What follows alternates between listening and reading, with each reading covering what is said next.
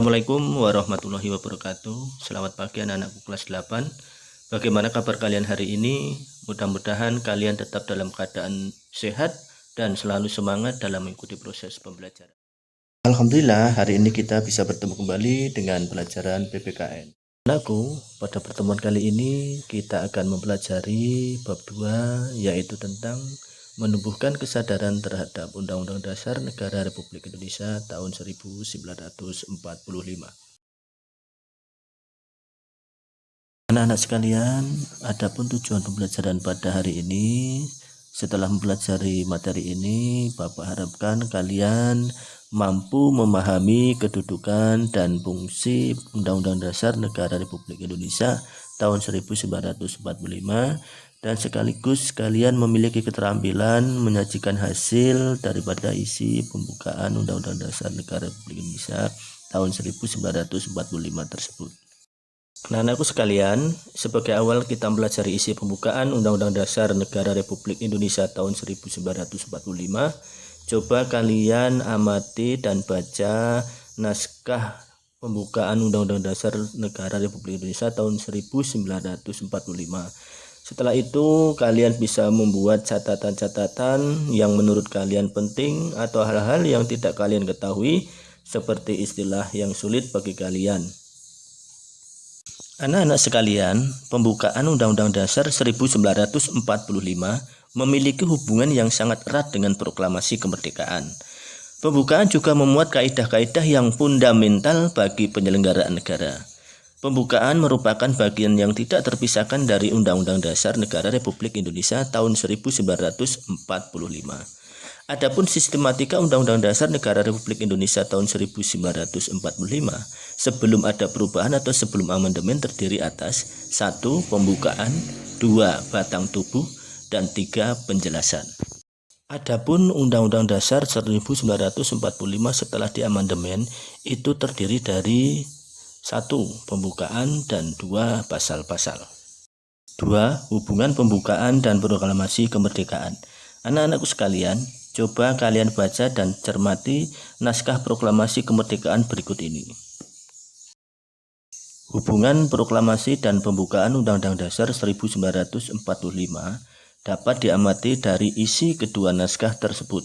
Proklamasi kemerdekaan memiliki dua hal pokok, yaitu pernyataan kemerdekaan bangsa Indonesia dan tindakan yang harus segera dilakukan dengan pernyataan kemerdekaan.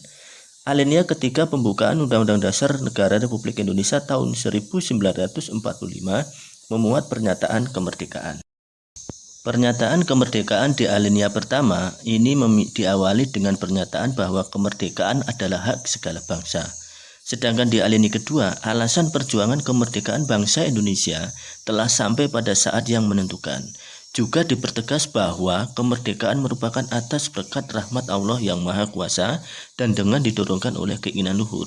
Dengan demikian, anak-anakku sekalian, pada dasarnya alinea ke-1 sampai dengan alinea ketiga merupakan uraian terperinci dari kalimat pertama proklamasi kemerdekaan. Sedangkan alinea ke-4 memberi arah pertanggungjawaban terhadap pelaksanaan proklamasi kemerdekaan.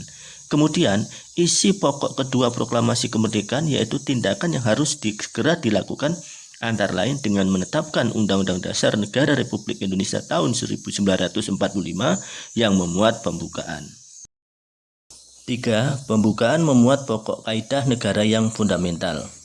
Pokok kaidah fundamental yang terdapat dalam pembukaan Undang-Undang Dasar Negara Republik Indonesia tahun 1945 diantaranya adalah 1. Pokok-pokok pikiran yang diciptakan dan diwujudkan dalam pasal-pasal Undang-Undang Dasar 1945. 2. Pengakuan kemerdekaan adalah hak segala bangsa. 3. Cita-cita nasional. 4. Pernyataan kemerdekaan. 5. Tujuan negara. 6. Kedaulatan rakyat. Dan 7 adalah dasar negara Pancasila. 4. Makna alinea pembukaan Undang-Undang Dasar Negara Republik Indonesia tahun 1945. 1. Alinea pertama. Alinea pertama pembukaan Undang-Undang Dasar Negara Republik Indonesia tahun 1945 menunjukkan keteguhan dan tekad bangsa Indonesia untuk menegakkan kemerdekaan dan menentang penjajahan. Pernyataan ini tidak hanya tekad bangsa untuk merdeka, tetapi juga berdiri dan di barisan paling depan untuk menghapus penjajahan di muka bumi. Alinea pertama pembukaan Undang-Undang Dasar 1945 memuat dalil objektif dan dalil subjektif. Dalil objektif yaitu bahwa penjajahan di atas dunia harus dihapuskan karena tidak sesuai dengan pri kemanusiaan dan pri keadilan, dan kemerdekaan merupakan hak asasi bangsa di dunia. Dalil ini menjadi alasan bangsa Indonesia untuk berjuang memperoleh dan mempertahankan kemerdekaan. 2. Dalil subjektif yaitu aspirasi bangsa Indonesia untuk melepaskan diri dari penjajahan. Bangsa Indonesia telah berjuang selama ratusan tahun untuk memperjuangkan kemerdekaan Indonesia. Perjuangan ini didorong oleh penderitaan rakyat Indonesia selama penjajahan dan kesadaran akan hak sebagai bangsa untuk merdeka. 2. Alinea kedua. Alinea kedua menunjukkan ketepatan dan ketajaman penilaian bangsa Indonesia, yaitu 1. Bahwa perjuangan bangsa Indonesia telah mencapai tingkat yang menentukan. 2. Bahwa momentum yang telah dicapai harus dimanfaatkan untuk menyatakan kemerdekaan. 3. Kemerdekaan harus diisi dengan mewujudkan negara Indonesia yang merdeka, bersatu, berdaulat, adil, dan makmur. Alinea ini menunjukkan kebanggaan dan penghargaan atas perjuangan bangsa Indonesia selama merebut kemerdekaan.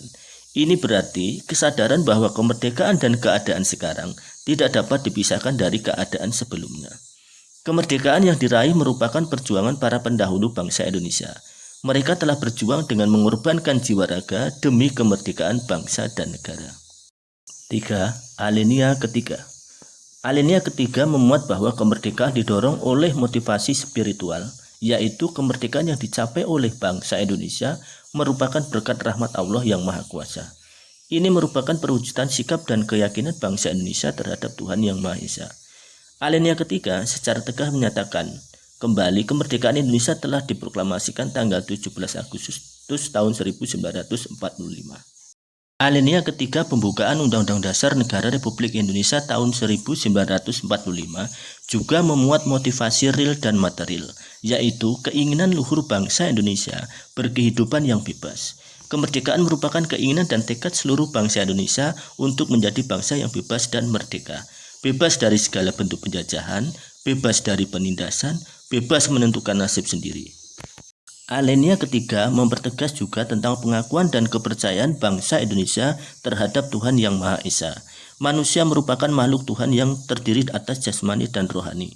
Manusia bukanlah mesin yang tidak memiliki jiwa, berbeda dengan pandangan yang beranggapan bahwa manusia hanya bersifat fisik belaka. 4. Alinea keempat. Alinea keempat pembukaan Undang-Undang Dasar Negara Republik Indonesia tahun 1945 memuat prinsip-prinsip negara Indonesia, yaitu sebagai berikut. 1. Tujuan negara yang akan diwujudkan oleh pemerintah negara. 2. Ketentuan diadakannya Undang-Undang Dasar. 3. Bentuk negara, yaitu bentuk republik yang berkedaulatan rakyat. Dan 4. Dasar negara, yaitu Pancasila. Cukup sekian dulu pelajaran PPKN hari ini. Bapak Giri, wassalamualaikum warahmatullahi wabarakatuh.